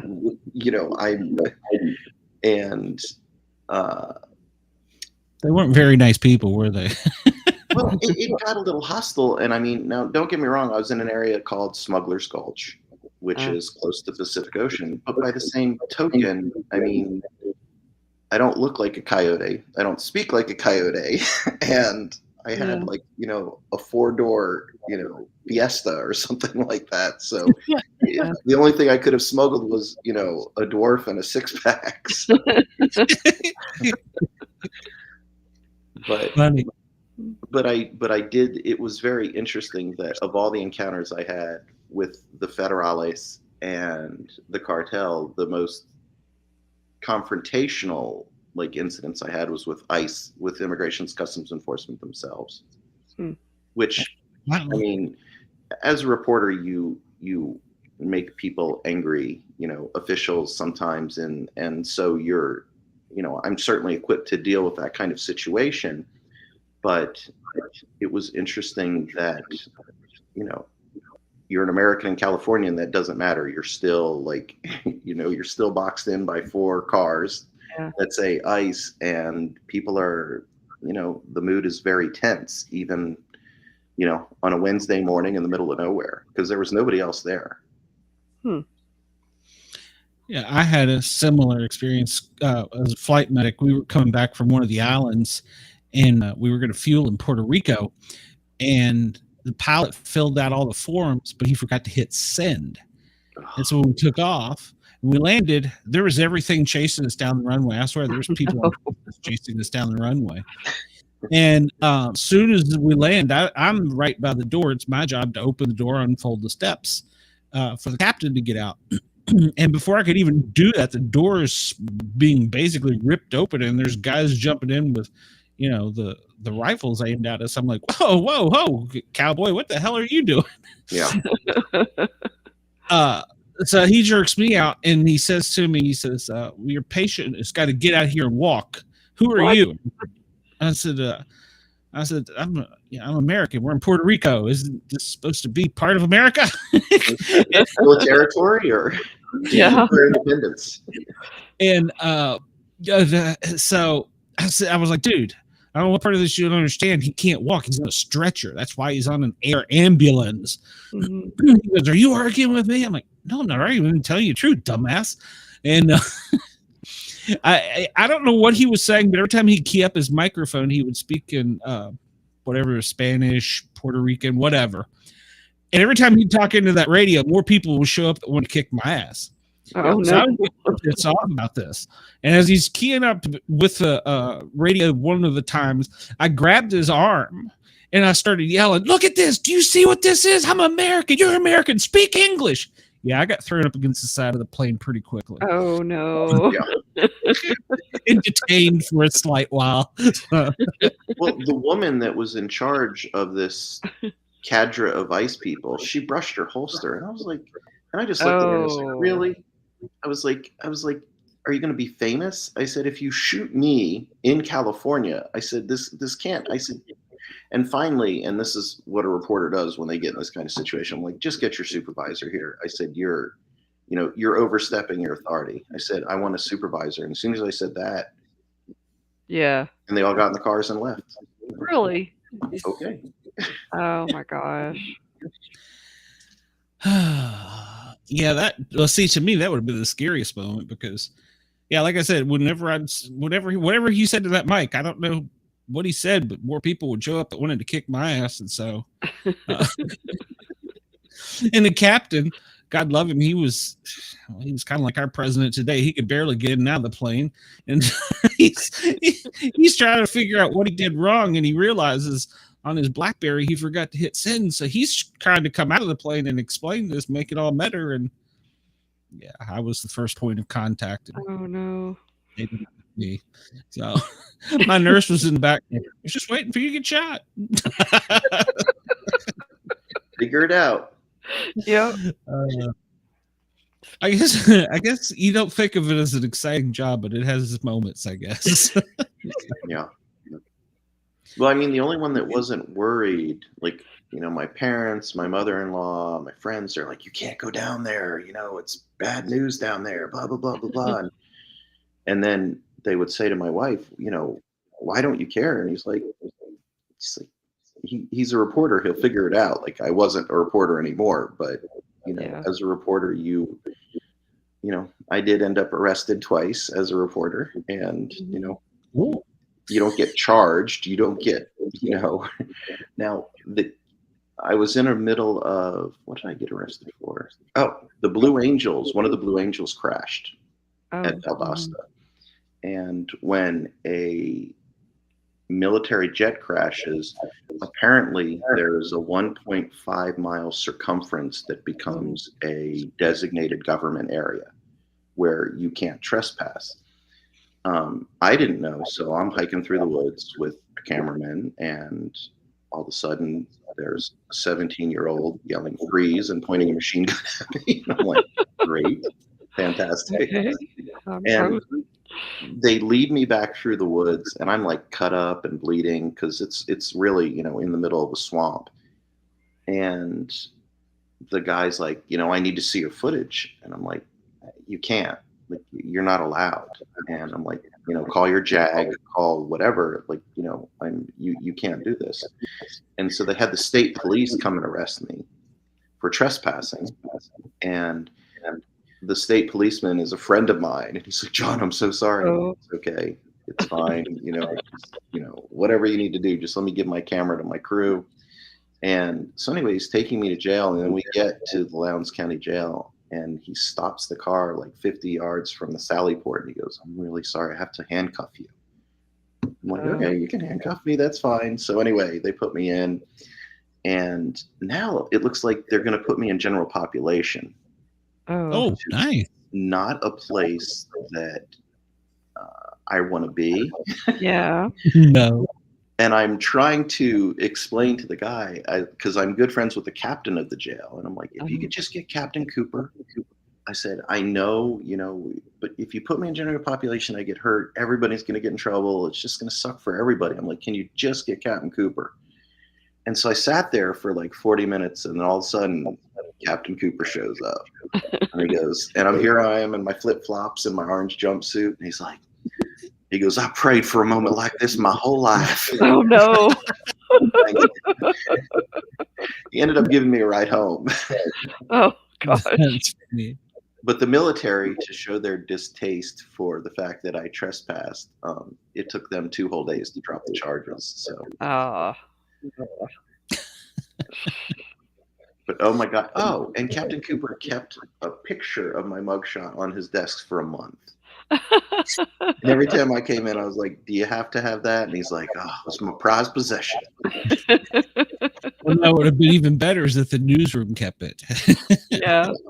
See, if that had happened to a paramedic at the firehouse, my picture would have been in my bunk room, would have been in the day room, in the bay. I know. I should have gotten a copy, and I didn't think of it at the time. It was. But the fact that he gave me a ride home, because he's like, you got anybody that can give you a ride home? And I'm like, no, Ken. He's like, I'll take you home. And I'm like, that's nice. So sweet. And I'm like, thank that dude for not throwing me in general population. Yeah. And he's like, he is one dumb son of a bitch. Yeah. Always I remember we had to go to, it's the jail that they picture on the front of Dragnet. Whenever you go into the LA County Jail, it's that building. And I had to go and take custody of a prisoner to fly them to Florida. I don't know why. I got picked for all these crazy assignments. So me and the guy are down there, and the guy that's our escort, because we have to go to the psych portion of the jail to get him, they keep telling us to just stay on this side of the yellow line. They won't mess with you. I'm like, what? You think a piece of a yellow tape or on the floor? And while we were there, the guys had to leave us because they had a lockdown. Turned out they miscounted, but they thought they had an escapee. So we were locked in with them, and we're on the side of the yellow line, and they're all just looking at us. And these are like guys with tattoos on their face and stuff. They weren't. Nobody ever threatened us. Or they kind of would cope by and go like boo and stuff like that. But they never did anything bad to us. I mean, here I'm in my flight suit. I'm like, and. Yeah, but I was like, you really think this yellow line's going to do something? It's like, oh, they respect the yellow line. I'm like, yeah, whatever, dude. But okay. I got to say, nobody messed with us. It was funny. My partner, he's a little short guy, a little skinny guy.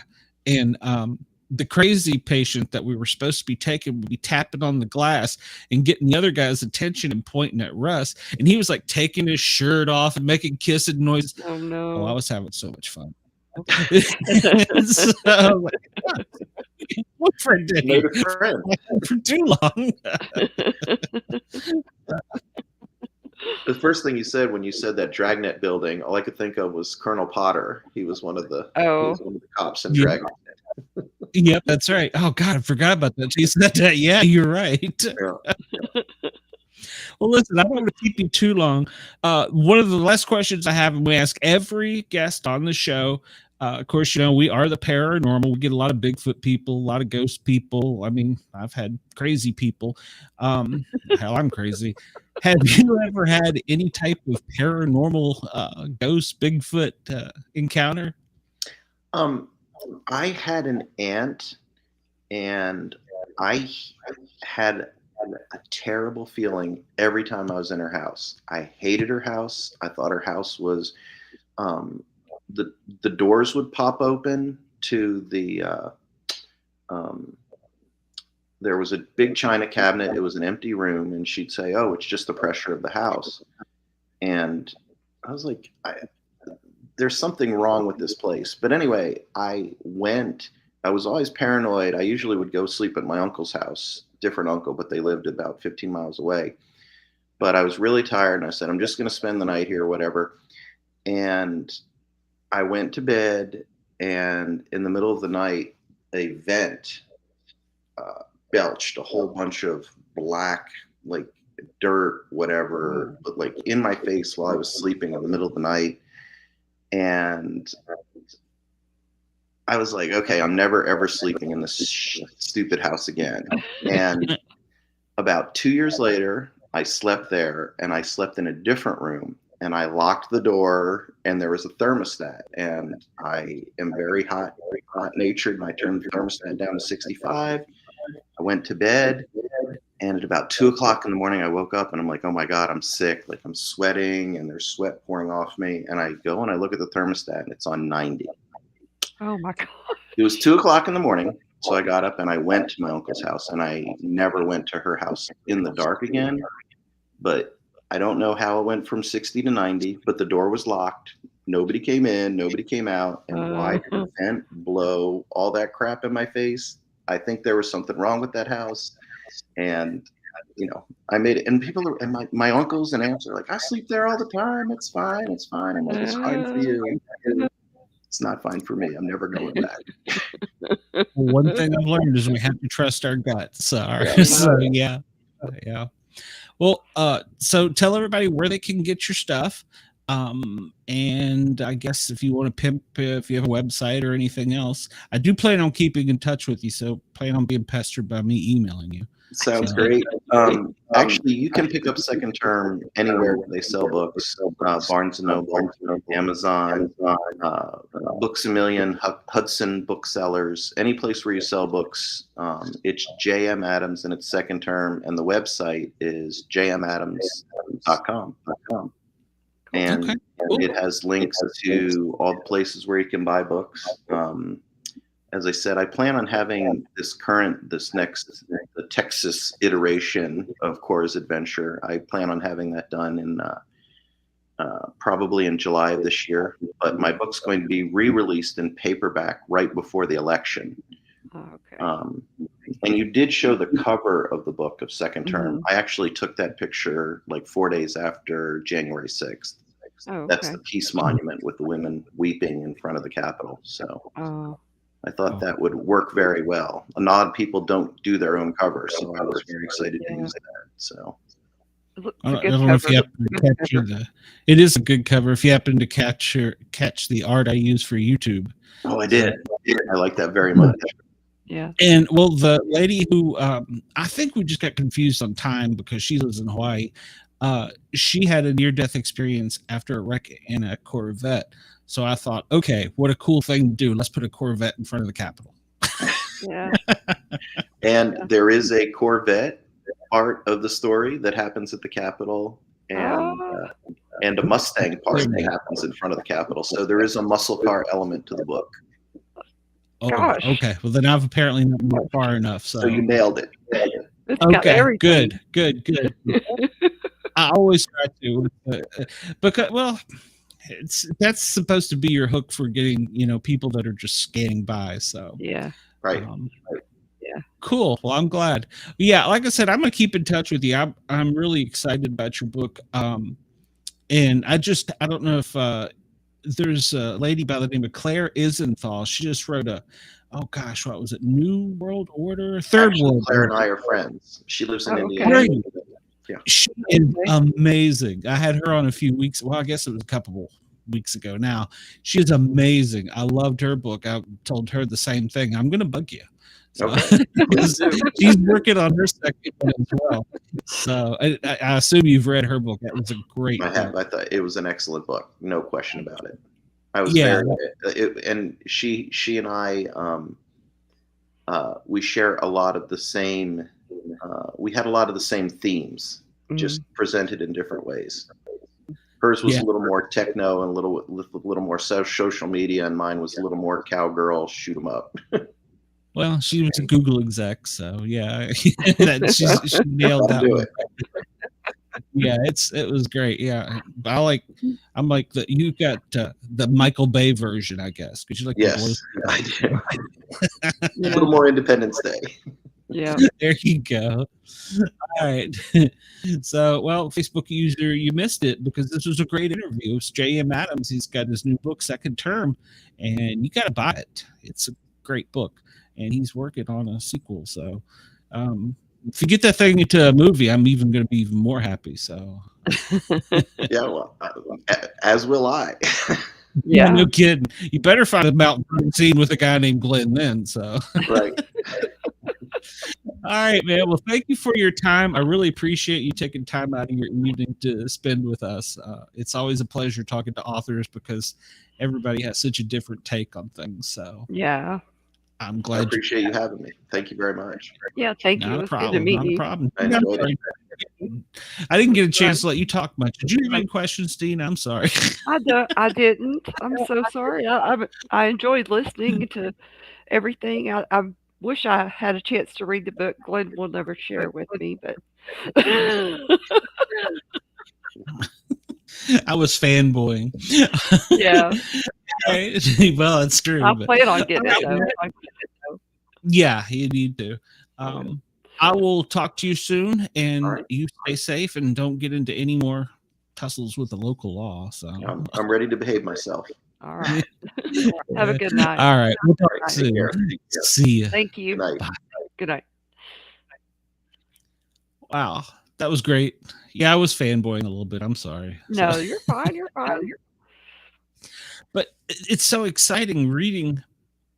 Like I said, he literally is taking parts of the past, parts of the present, and he's psychic, and he's taking parts of the future, and he's just molding them all together. Oh, it sounds like a great book. It's cool, yeah. He kind of reminds me of, and I should have told him this, Harry Turtledove, which is one of my He's your favorite authors. authors.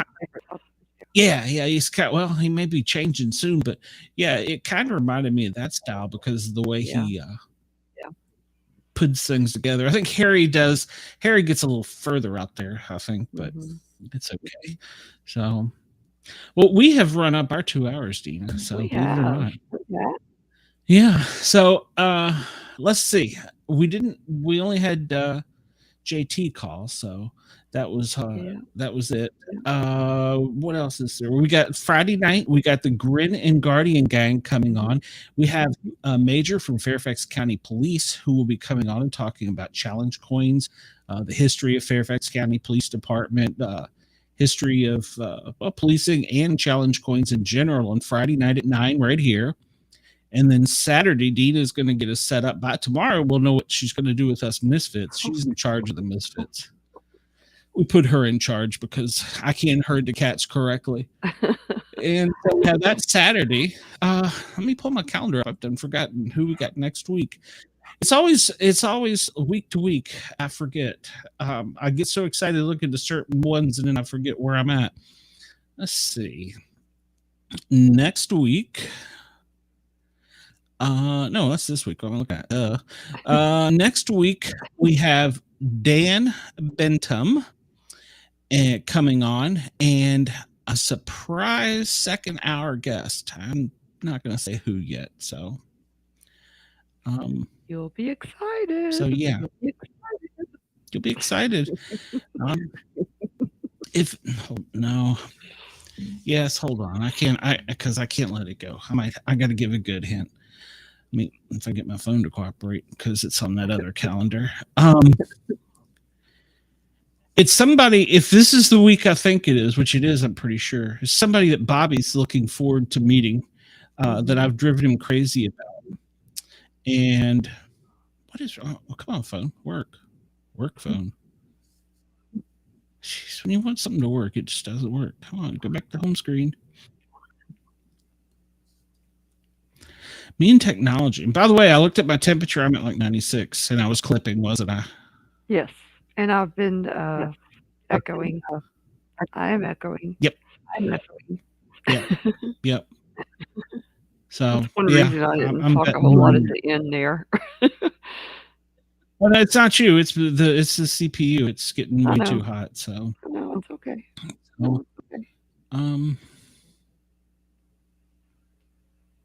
Maybe this isn't the week.